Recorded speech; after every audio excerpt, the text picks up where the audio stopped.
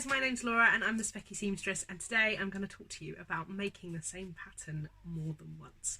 Now, I know this is a bit of a divisive topic in the sewing community because some people really love to make a pattern loads of times and have lots of them in their wardrobe, or maybe not lots but some, and some people like to make one and move on to the next pattern, the next challenge, try something new, and that's kind of the fun that they get from sewing. Now, I 100% fall under the former category. I love repeating a pattern. Some of you that have watched my channel previously and some of my other videos will know that I have several of the same pattern, and something I tend to do is if I make a pattern and I like it, I'll immediately make another one or two or three. And the reason I wanted to film this vlog is because today I'm doing some cutting and preparing for a few makes, and all of the patterns I'm cutting out are patterns I've sewn before.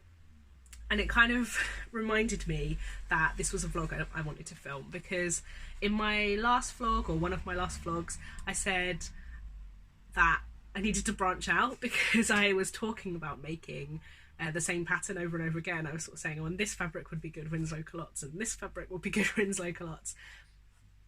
And I joked about it, but actually it kind of shows how my brain works with sewing. If I've got a pattern and I like it, I can start to see more in my wardrobe, and I can start to see them being a range of outfits in my wardrobe depending on the fabric. So I hope this is an interesting vlog. I'd love to hear which side of the camp you sit on. Do you make a pattern several times? Do you make a pattern only once and move on? Or are you somewhere in the middle, which is probably most people, I guess, where you might make one or two, but you're probably not going to make 10. Seems reasonable, really. But you may have seen me waving this piece of paper around, 4 key reasons that I love repeating patterns. Now, I thought I would just share with you that it is not new for me to have several things the same in my wardrobe since I've started sewing. So sewing has not introduced the idea of repetition in my wardrobe to me. I am the sort of person that if I found a cardigan that I liked, I would buy them in every colour. If I liked a pair of shoes, I would get several of them so that when I wore them out, I had another pair ready waiting for me. If I found a dress that I liked the shape of, I would be so happy if I found it in several prints or several colours, because I knew then I had something that I liked that fit me and I could wear several of them. So it's not new, and it's obviously something in my style or in my personality trait that sewing wasn't going to change, but yeah, I think it's made me realise it even more perhaps. So reason number 1 is, if you make the effort to make things fit you and to alter a pattern and work out the things you need to do to make it fit you perfectly, that's the time to reap the rewards and say, now I've got a pattern that I know is going to fit me perfectly and I can make several of them. And I like that investment of time leading to dresses in my wardrobe. And I really like that. I think the first version of any pattern I've made has needed some kind of alteration, and I don't imagine that that's particularly uncommon.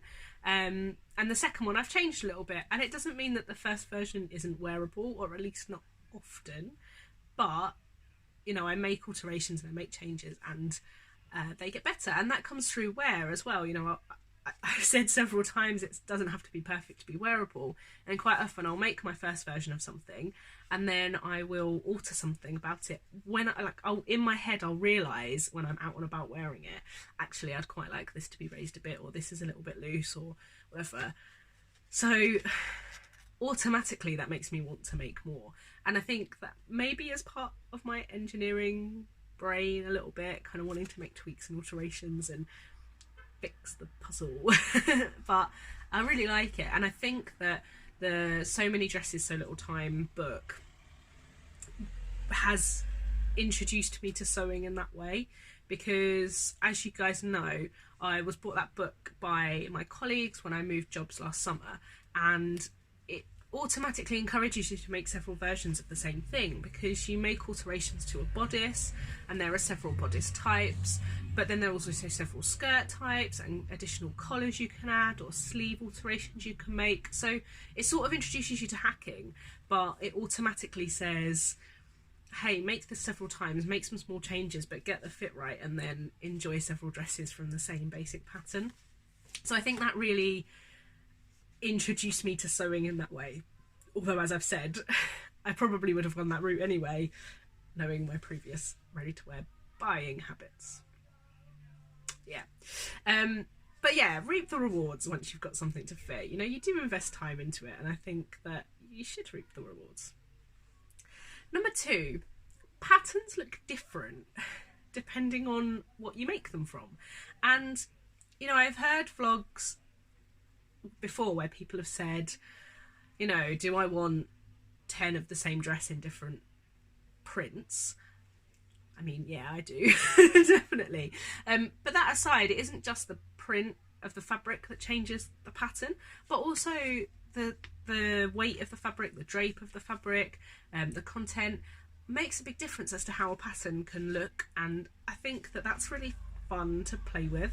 So I am currently, one of the patterns I'm cutting out today is a pattern that I've been pattern tester for, and I have made it in several different fabrics, and it looks so different, and not like better or worse, but just different in each of them. And I think that that's really cool to like play around with and learn about the different patterns and work out what works for what pattern.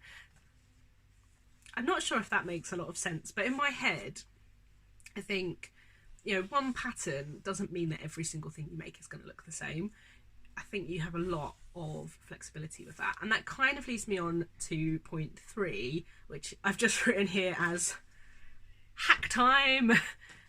Once you've got the basics of a pattern right, you can do all kinds of things with it, and that's really fun. One of the other things I am doing today is cutting out the honeycomb jumpsuit hack in order to film a vlog to show you guys what I did to make my Cocoa honeycomb jumpsuit hack. And isn't it amazing that you can mash patterns together, chop bits off? One of the things I'd like to do is turn the Colette Aster into a dress or a jumpsuit, or both, because I really like that shape, the collarless v-neck shirt, and I think it would look really nice as a dress. So I think hacking or altering the pattern by using different fabrics means it's kind of a world of variability when it comes to trying the same pattern again. A world of variability. Who do I think I am? Number 4, I think this ties back a little bit to my ready-to-wear buying habits, which is, it's kind of a little bit like a uniform. I like being able to know what things I compare with what. So, for example, in my last vlog, I said that I wanted to make several pairs of Helen's Closet Winslow culottes, which I do. And I know that they will go with a Freya top in the winter with the roll neck, or a tank top in the summer, or a t-shirt, or a jumper, or a little blouse. And knowing that I kind of have things to pair different clothes with, I love. And I think that once you start to have several of the same thing in different patterns and prints, and what I really need to get better at, solids and plains, I think that you then start to build a wardrobe that you can really mix and match, because you have the same silhouettes that you can then have a bit of fun with print and different fabrics. So I think a lot of those things actually tie together, but I definitely sit in the pattern repeat. I think you probably could have guessed that by watching my previous vlogs as well. But I'm just really interested in how everyone else chooses what to sew. Because I mean, wanting to repeat patterns has not stopped me from buying lots of patterns. So it's not like I only own 5 patterns and that's all I sew. But I do tend to go in stages where, like I said, I tend to, if I like a pattern, I'll make 3 or 4 immediately of it. Because I really want more of those in my wardrobe, and then I might not sew it for a little while. So actually I made 2 of the Colette Asters, like one after each other, and then I haven't made one for a little while, but I'm making another one this weekend. And what else have I got that I've made? The Joni dress, like I made quite a few of those, and then I took a bit of a break until my most recent one, and then again I made 2 immediately. So I think I just get inspired by a pattern, and then I kind of am open to the world of, oh well, I could do this with it, and I could do this with it, and this fabric would look great with it. But yeah, that's all I really had to say for today. I would love to hear which patterns have made it into a repeat pile for you, and how many you've made of them. Are you as repetitive and boring as me, or do you like to chop and change what you're making? I'd love to hear in the comments box. Thanks guys for watching. Have a great sewing day if you're having one, and I will see you soon. Bye.